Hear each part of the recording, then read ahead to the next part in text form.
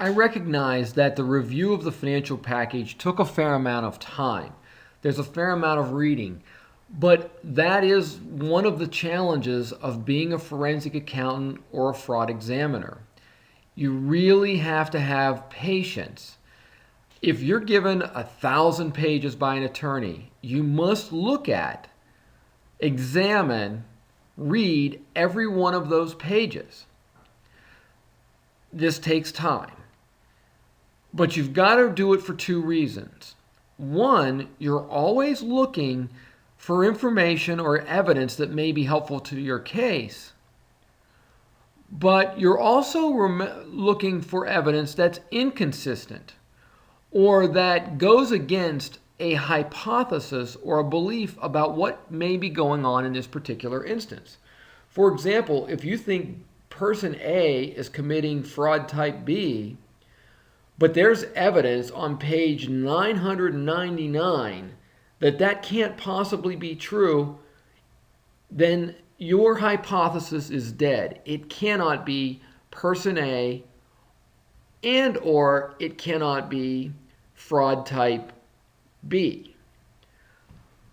But it definitely means your hypothesis needs to be reworked. It only takes one disconfirming piece of evidence to blow your hypothesis out of the water.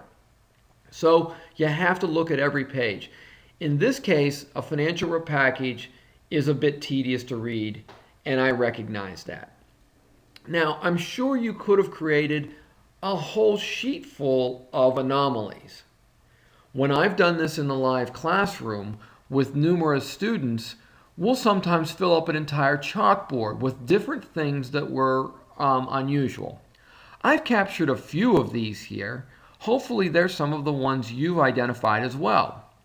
Generally, earnings per share has been steady to increasing.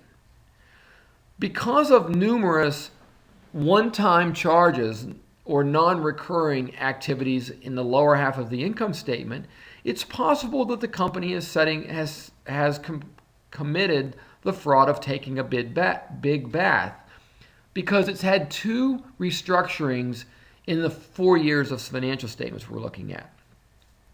Sales are up, and yet marketing expenses and advertising expenses seem to be down. That seems inconsistent.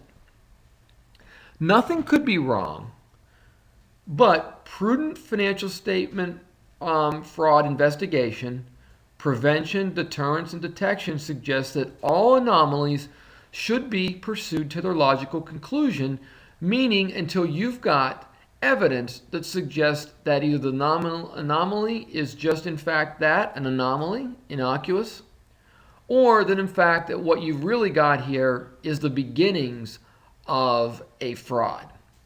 And you basically, these are the threads. The red flags or the symptoms are the threads that you want to pull on the thread to see if you can unravel the sweater to find the fraud underneath. So in conclusion, we've got a few issues, but at this point, nothing compelling. There's nothing that definitively indicates that we have a fraud.